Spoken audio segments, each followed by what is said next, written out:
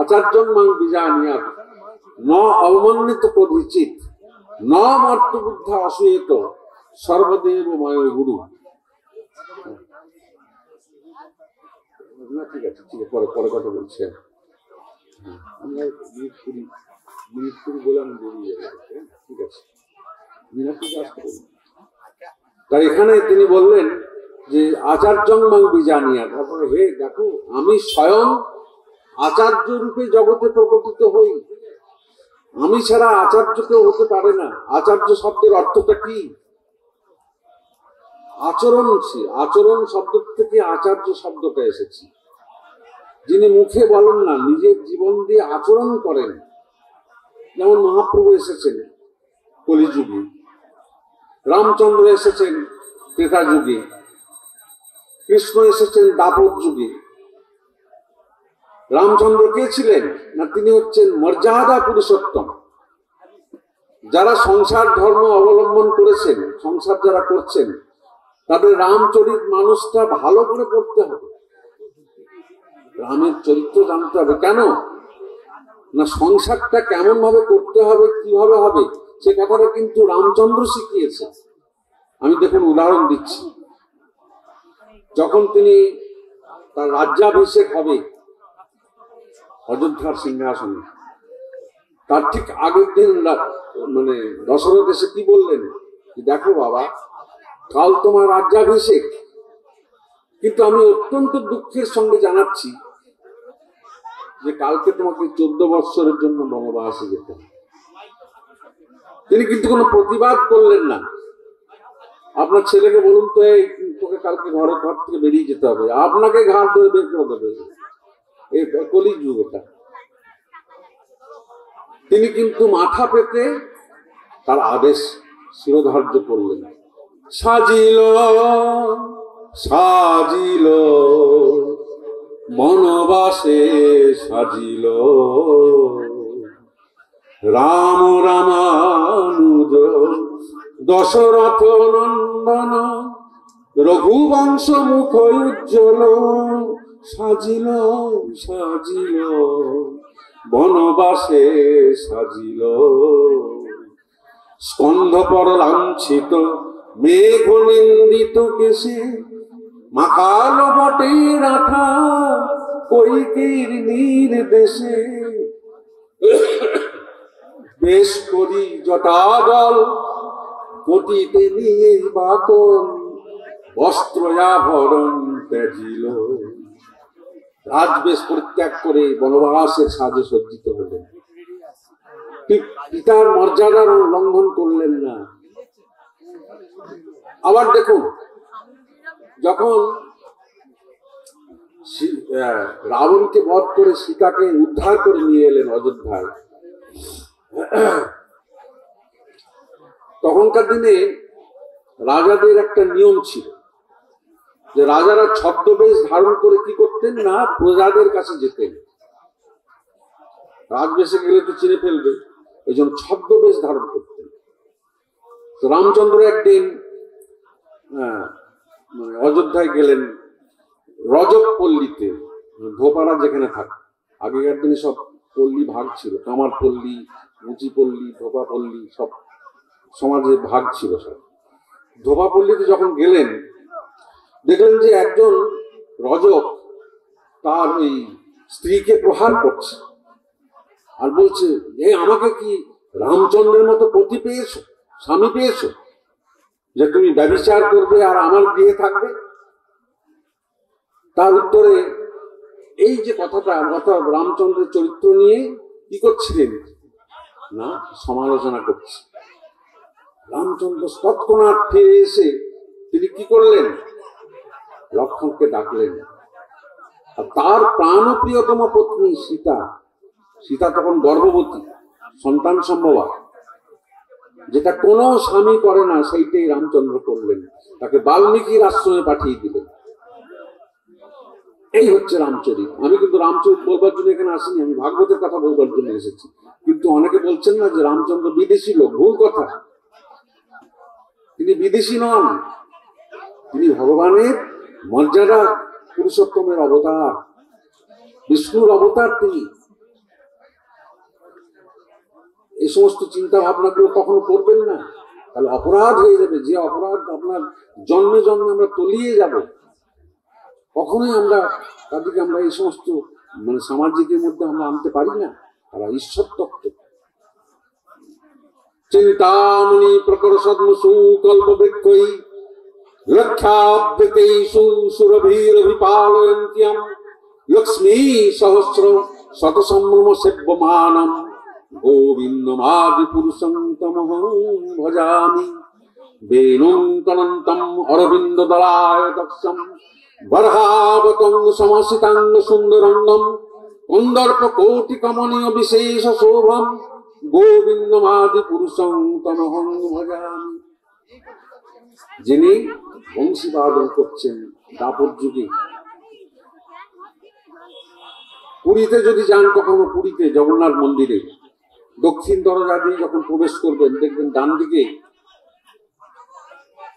ষড়ভুজ মূর্তি পূজিত হচ্ছে। ষড়ভুজ অর্থাৎ দুটি হাত ওপরে ধনুর্বাণ, তীর ধনুর্বাণ, রাম অবতার। দুটি হাত দিয়ে বংশীধারী কৃষ্ণ অবতার, আর দুটি হাত দিয়ে দণ্ডকমণ্ডলী ধারী অর্থাৎ সন্ন্যাস অবতার চৈতন্য মহাপ্রভু। এইভাবে প্রতি যুগে যুগে তারা এসেছেন। সময় সুযোগ হলে আমি গৌড়ের কথা আলোচনা করব, তখন দেখবেন এই সমস্ত পয়েন্টগুলো আরো আলোচনা হবে। যত শুনতে পারেন আমাকে ডাকবেন, আমি শোনাবো আপনাদের কথা। কথা বলবার জন্য আমরা জগতে এসেছি, আমাদের একটাই উদ্দেশ্য, অন্য কোনো কথা আমরা বলি না। সংসারের কথা বলি না আমরা, কারণ সংসার আমরা 1000 বছর ধরে করছি। ভগবানের কথা আমরা শুনি বলেই আবার জন্ম হয়েছে। জগতে দুটি সম্পর্ক রয়েছে, একটা হচ্ছে মানে সম্বন্ধ, দুটি সম্বন্ধ। একটা হচ্ছে জাগতিক সম্বন্ধ, পিতা মাতা আত্মীয় স্বজন বন্ধু বান্ধব পুত্র কন্যা সবই কিন্তু জাগতিক, একে বলা হচ্ছে ঔপাধিক সম্বন্ধ। আর আরেকটা হচ্ছে নিরুপাধিক সম্বন্ধ। আমার সঙ্গে দেখা নাও হতে পারে, কথাগুলো মনে রাখবে। তাহলে ঔপাধিক সম্বন্ধ এবং নিরুপাধিক সম্বন্ধ। তাহলে যখনই আমার জন্ম হলো, প্রত্যেকে জন্ম হওয়ার সঙ্গে সঙ্গে কিন্তু একজন পিতা পাচ্ছি, একজন মাতা পাচ্ছি, মা বাবা। আবার যত আমরা বড় হতে আরম্ভ করলাম, তত কিন্তু সম্পর্কগুলো বাড়তেই থাকে। ওই পিতা মাতাকে কেন্দ্র করে ভাই বোন, পিসিমা, মাসিমা, ঠাকুমা, এসব পিতা মাতার সম্পর্ক ধরেই তো বলি না, এই আমার ঠাকুমা হয়, এই আমার বাবা হয়। এই যে সম্পর্কগুলো আমরা বলছি, পিতা মাতার সম্পর্ক ধরেই তো। তাহলে যতদিন আমরা জগতে বেঁচে থাকবো, ততদিন কিন্তু এই সম্পর্কগুলো কিন্তু প্লাস মাইনাস হতে থাকে। কিছু নতুন সম্বন্ধ তৈরি হয়, আবার কিছু মাইনাস হয়ে যায়।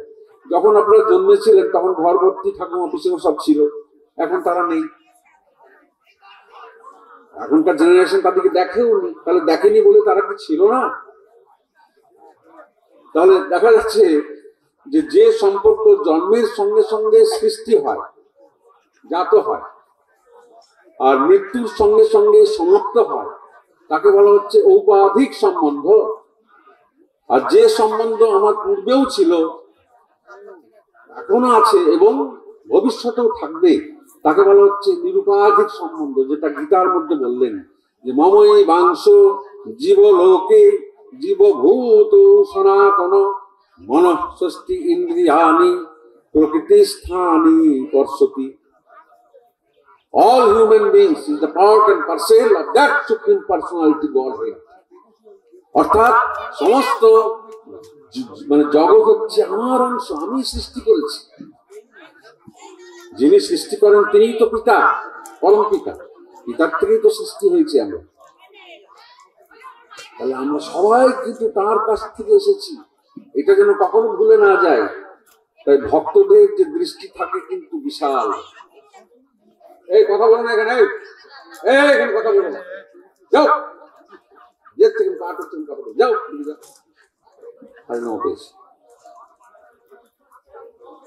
সুতরাং এই আমাদের ঔপাধিক সম্বন্ধ নিয়ে থাকলে হবে না, আমাদের নিরুপাধিক সম্বন্ধে কালচারের মধ্যে প্রবেশ করতে হবে, তবে কিন্তু আত্মার উন্নতি হবে, নাহলে হবে না। কিন্তু এই যে আত্মার অধোগতি ঊর্ধ্বগতি কেন হয়, কি করে হয়?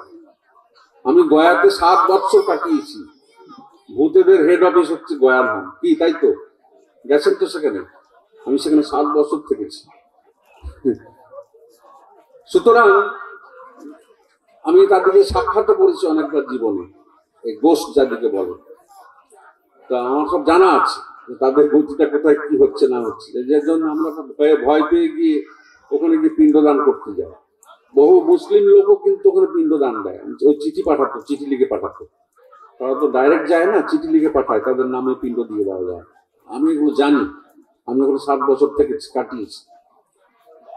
এগুলি রয়েছে, এগুলি গল্প কথা নয়, কিন্তু আমরা বিশ্বাস করি আর না করি, কারণ আমরা হচ্ছে বাস্তব ধর্ম অবলম্বী। চোখের সামনে যেটাকে দেখছি সেটাকেই বিশ্বাস করি, আর যেটাকে দেখি না সেটাকে বিশ্বাস করতে পারি না। এইটাই হচ্ছে আমাদের অজ্ঞতা, ইগনোরেন্স। এই অজ্ঞতার অন্ধকার থেকে আমাদের বেরিয়ে আসতে হবে। যখন তার উপর শরণাগত হবেন, দেখবেন যেমন আমাদের সব থেকে বড় শত্রু কিন্তু এই চোখ, দৃষ্টি শক্তিটা কিন্তু আমাদের শত্রু। কিন্তু যখনই আমরা রাস্তা দিয়ে চলাচল করছি, যাতায়াত করছি, একটা ভালো জিনিস দেখলেই কিন্তু সেটাকে ভোগ করবার বাসনা জন্মাচ্ছে তো, দেখার পরেই তো যে আমাকে এটা নিতে হবে যে কোনো উপায়ে। আর যখনই না পাচ্ছে তখন ক্রোধ এসে যাচ্ছে, ক্রোধ। এই জন্য গীতার মধ্যে বললেন যে ক্রোধাৎ ভবতি সম্মোহ, সম্মোহাৎ স্মৃতি বিভ্রম, স্মৃতি ভ্রংসাৎ বুদ্ধি নাশ, বুদ্ধি নাশাৎ বিনশ্যতি। অর্থাৎ ক্রোধ হচ্ছে এমন একটা জিনিস, সবকিছু জ্বালিয়ে পুড়িয়ে ছাই করে দেবে। আপনার বাড়িতে আগুন লাগলে দমকলকে ডাকলে হয়তো এসে নিভিয়ে দেবে, কিন্তু আপনার মনে যদি আগুন লাগে তাহলে আপনাকে ছাড়খাড় করে দেবে, সেখানে কোনো দমকল নিভাতে পারবে না। এই জন্য খুব সাবধান, এগুলি জয় করতে হবে। হ্যাঁ, এর জন্য প্রথমে হচ্ছে সাত্বিক আহার গ্রহণ। অনেকে বলছেন এটা খেলে কি হবে, এটা খেলে কি হবে, আর খাদ্য থেকেই তো গুণগুলো অর্জন হচ্ছে। রাজসিক, তামসিক, সাত্বিক এই ভাবগুলো কিসের? খাদ্যের থেকে আসছে। যেমন আমি একটা উদাহরণ দিচ্ছি, ভক্তিবিনোদ ঠাকুর খুব সুন্দরভাবে এগুলো বর্ণনা করেছেন জৈব ধর্মের মধ্যে, যে 1 গ্লাস চুনের জল আর 1 গ্লাস দুধ, দুটো যদি টেবিলে রাখা থাকে, আপনি যদি না জেনে চুনের জলটা খেয়ে ফেলেন তাহলে কি হবে? নাড়ি ভুড়ি গুলোকে জ্বালিয়ে দেবে, দ্রব্যগুণ। আর যদি 1 গ্লাস দুধ খান, কি হবে? দুধের যে ফলটা রয়েছে সেটা আপনি লাভ করবেন। তাহলে খাবার পেলেই কিন্তু খেয়ে নিলাম এটা নয়। কিন্তু ভগবান যখন জীবকে সৃষ্টি করলেন, সৃষ্টি করার সময়ে এই প্রাণী জগৎকে 2টি প্রাণে, এই 2টি ভাগে ভাগ করলেন। একটা হচ্ছে নিরামিষাশী আর একটা হচ্ছে আমিষ আহারী, 2টি ভাগে। যারা মাংসাশী প্রাণী তারা কি করবে না, তাদের যাতে খেতে অসুবিধা না হয় তার জন্য সামনের যে 2টো দাঁতকে কিন্তু বড় করলেন, আর তারা জিভ দিয়ে চেটে জল খায়। যেমন বাঘ, সিংহ, কুকুর, বিড়াল, এরা দেখবেন মাংসাশী প্রাণী, এরা এই সমস্ত ভাবে জল পান করছে। আর যারা তৃণভোজী প্রাণী তাদের কিন্তু দাঁতগুলো সব সমান থাকে, আর তারা কিন্তু জিভ দিয়ে চেটে জল খায় না, তারা ড্রিঙ্ক করে, পান করে। যেমন গরু, ভেড়া, ছাগল, হরিণ, হাতি, তারপর গন্ডার, এরা সব কিন্তু মুখ ডুবিয়ে জল পান করে। তাহলে এখন আপনারাই বলুন, মানুষ এই 2টোর মধ্যে কোনটাতে পড়ছে? মানুষের দাঁত কি 2টো বড় আছে? মানুষ কি জিভ দিয়ে চেটে জল খায়? তাহলে আমাদের শরীরের যে সিস্টেম, এই সিস্টেমটা কিন্তু তৃণভোজী। আমি কিন্তু খাদ্যের বিচার করবার জন্য এখানে আসিনি, প্রসঙ্গ উঠলো বলে আলোচনা করছি, কথাগুলো যুক্তি দিয়ে আলোচনা করছি। কেননা আমি বাইরে যে সমস্ত কথাগুলো আলোচনা করে থাকি বা বলে থাকি আসলে, সেগুলো আগে নিজে আমি স্যাটিসফাই হই, তারপর আমি সেগুলো বলি। অনেকে আছে নিজেদের মন গড়া কথা বলে যায়, আমি সেই দলের লোক আমি নই। আর কোনো দলের কথা বলবার জন্য এখানে আসিনি, দল করবার জন্য এখানে আসিনি। আমি সনাতন ধর্মের প্রচারক, যে ধর্মের প্রবর্তক ভগবান নিজে গীতার মধ্যে বললেন মমই বাংশ জীবলোকে জীবভূত সনাতন। এই যে সনাতন শব্দটা কিন্তু তার গীতার কথা, যার আদি অন্ত বলে কিছু নেই। আমি যখন অনুষ্ঠান করি, উৎসব করি, তুমি যার শিষ্য হও, তুমি এসো, সবাই এসো, সকলে একসঙ্গে তার প্রেয়ার করবে, পূজা করবে। সুতরাং এইভাবে কিন্তু জগৎটা চলছে। তাহলে আমাদের খাদ্য কিন্তু মাংসাশী আমরা নই, তৃণভোজী। কিন্তু যেহেতু আমরা পশুর খাদ্যটাকে গ্রহণ করেছি বলে আমাদের নানা রকমের ব্যাধির সৃষ্টি হয়ে যাচ্ছে। একটা বাঘকে যদি আপনি 3 কেজি মানে মাংস দিয়ে দেন, সে খেয়ে ফেলবে, হজম করে ফেলবে, কিন্তু আমাদেরকে দিলে আমরা খেতে পারবো না বা সেটাকে হজমও করতে পারবো না। কারণ আমাদের শরীরটার যে সিস্টেমটা রয়েছে, লিভার বলুন, সবকিছু বলুন, সেই সিস্টেমটা সেইভাবে তৈরি করেছেন তিনি। যখনই আমরা প্রকৃতির এগেনস্টে যাব, তার ফলটা কিন্তু আমাকে হাতে হাতে পেতে হবে।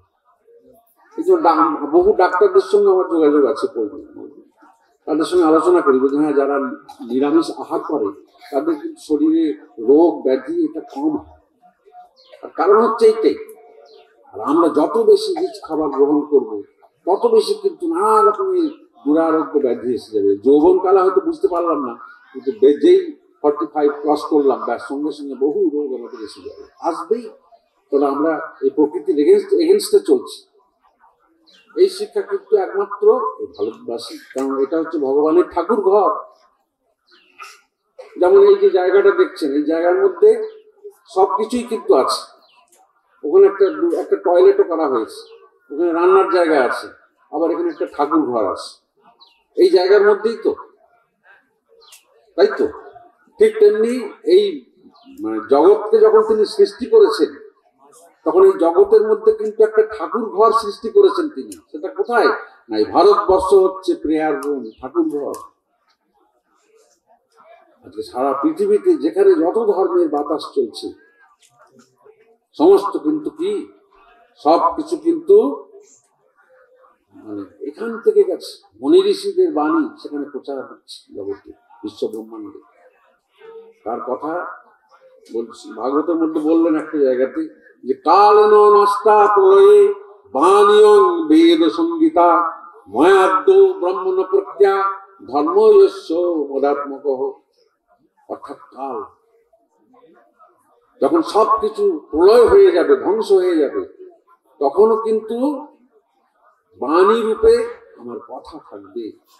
আবার যখন সৃষ্টিলীলা হবে, সেখানে বাণী রূপে সে অবতরণ করবে। তাই ভগবান তিনি মন্দিরে মূর্তি রূপে পূজিত হচ্ছেন, আর এখানে তার কথা রূপে তিনি পূজিত হচ্ছেন। হ্যাঁ, 2 ভাগবত শোনে করান সাক্ষাৎকার।